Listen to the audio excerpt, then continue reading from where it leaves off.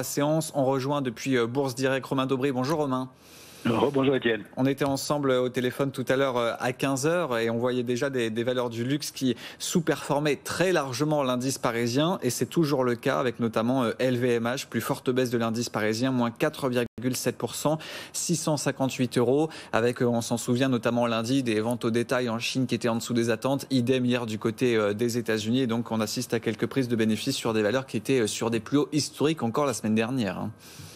Oui, tout à fait.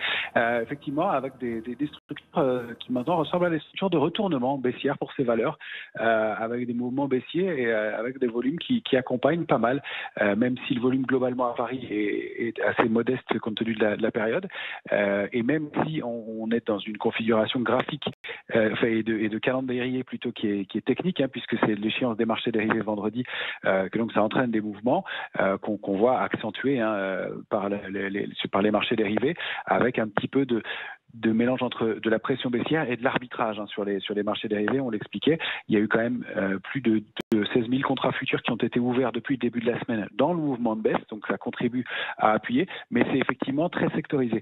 On le voit, donc effectivement, le secteur du luxe qui devient, et qui était le secteur fort, et qui devient secteur faible depuis le début de la semaine. Ça, c'est assez impressionnant, puisque c'est un peu nos technologiques à nous, et effectivement des structures de retournement qui pourraient entraîner des mouvements de baisse un peu plus marqués sur ces valeurs-là. Or, comme elle pèse lourd dans notre indice, c'était vraiment à surveiller. Donc, par exemple, au risque d'avoir un mouvement baissier qui Alors Romain, on vous a perdu, on va essayer de rétablir la connexion. On le rappelle, donc on a des valeurs du luxe qui sont en retrait avec des inquiétudes autour de la situation économique et sanitaire. À l'inverse, on a des valeurs défensives qui se positionnent très bien dans ce contexte, avec notamment Engie, Veolia ou encore Orange, trois valeurs qui gagnent un peu plus d'1%. Même tendance également du côté du SBF 120 avec des valeurs de la santé qui sont recherchées cet après-midi. On vous a retrouvé Romain, donc on parlait donc des valeurs du luxe donc qui étaient en recul cet après-midi. Et il y a également des niveaux techniques à surveiller sur ces valeurs. Oui. Des figures de retour qui pourraient être des figures de retournement baissière sur des valeurs du luxe qui pèsent évidemment lourdes sur notre indice parisien. Et donc si on regarde LVMH par exemple, la rupture de 651 pourrait entraîner un mouvement de baisse complémentaire d'une dizaine de pourcents. Elle a déjà perdu une dizaine de pourcents, et on voit que ce mouvement de baisse se forme avec du volume. Donc ça, c'est pas excellent. Ce qui est un peu contre-intuitif, si on regarde aussi le marché, c'est que ce mouvement de baisse sur le secteur du luxe se fait alors que l'euro-dollar baisse, l'euro baisse contre le dollar, ce qui est normalement pas le cas. On sait que la baisse de l'euro serait plutôt favorable aux exportatrices, et là, en l'occurrence, c'est un peu contre-intuitif, mais on a un mouvement à surveiller depuis la rupture de 1,1754, 1,1758 sur l'euro-dollar, avec une accélération baissière qui pourrait se mettre. On est dans une période un petit peu estivale, il y a des mouvements qui sont peut-être à mettre sous surveillance, mais effectivement, et puis tout ça, je vous disais, sous forme lié à de la pression technique et un peu de complaisance de la part des opérateurs. On a un niveau de couverture dans les portefeuilles qui est moins important que ce qu'on avait précédemment, et assez nettement, avec des couvertures qui sont équilibrées sur le mois de septembre, et pas encore beaucoup de protection, et surtout pas beaucoup de couverture jusqu'à 6400 points. Donc, pour l'instant, on surveille les mouvements techniques. La cible de notre mouvement baissier, on l'avait fixé entre 6740 et 6760. On est descendu à 6760. On n'a pas de structure de retournement haussier dans l'immédiat. On voit que ça patine un peu aussi sur les indices américains. Donc, on va monitorer ce marché et voir comment se passe la fin de la semaine liée à des considérations techniques. Et puis, le début de semaine prochaine va être important aussi dans l'attente de Jackson Hole les 26 et 28 août. Et puis, post-échéance marché dérivé, pour voir comment se comporte le marché. On sait aussi que en général le mois d'août n'est pas un mois très fort, et que le mois de septembre est un des mois les plus faibles sur les marchés boursiers, et le mois le plus faible sur les marchés boursiers. Donc on reste prudent, et c'est vrai qu'on est assez sous-investi.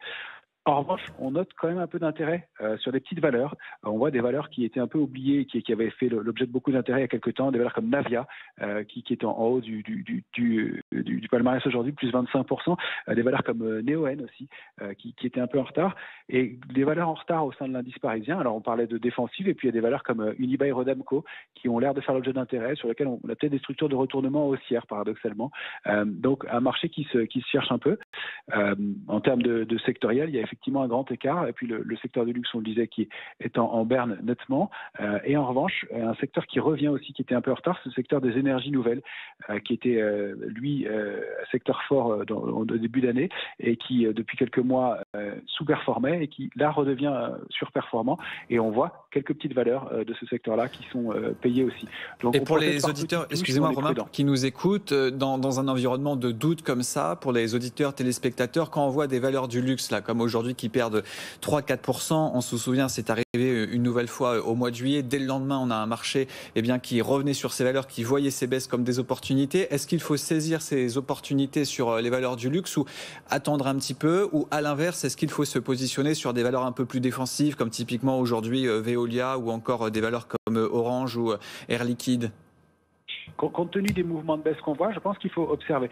C'est effectivement un secteur fort. Il y a une réaction épidermique liée au regain de pandémie qui effectivement joue, mais des structures qui se mettent en place avec les volumes qu'on constate là, c'est quand même un signe de prise de bénéfices au moins dans l'immédiat et peut-être de retournement. Alors les seuils de retournement sur des grosses valeurs, on l'avait évoqué, ils sont encore assez loin, mais un mouvement de baisse complémentaire, c'est possible. Donc par principe, déjà, on n'achète pas un mouvement baissier. On attend qu'il s'arrête et puis qu'il donne des signaux de retournement, quitte à rater un peu de la hausse, mais de mieux rentrer. Et effectivement, sur le niveau actuel, compte tenu du mouvement de progression qu'on a connu sur l'indice parisien, 22% depuis le début de l'année, compte tenu des divergences qu'on voit, du volume un peu plus lourd à la baisse, des attentes autour de Jackson Hole et des structures graphiques qu'on voit sur des valeurs comme LVMH avec des divergences baissières, c'est-à-dire que les indicateurs graphiques ne confirment pas l'évolution des prix. Les prix ont formé des plus hauts, les indicateurs graphiques ne sont pas d'accord et ne forment pas ces plus hauts. On a des structures quand même qui laissent à penser qu'il y a au moins un coup d'arrêt pour quelques temps dans la tendance et donc pas d'urgence à rentrer dans le marché. Donc oui, pourquoi pas des valeurs défensives, pourquoi pas procéder par petites touches, mais on va attendre avant de rentrer et autant les fois précédentes, effectivement, on avait cette logique de payer tous les replis, autant on n'attend pas pour l'instant de mouvements trop violents, mais on va être plus stratégique et attendre un peu sur des valeurs comme les valeurs du luxe dont je vous dis les structures sont pas engageantes dans l'immédiat, c'est certain. Merci beaucoup Romain Daubry qui était en direct avec nous depuis Bourse Direct pour analyser donc la séance du jour, une séance marquée par la baisse des valeurs du luxe, donc Kering, Hermès, LVMH qui perdent un peu plus de 3% ce soir. On verra ce que ça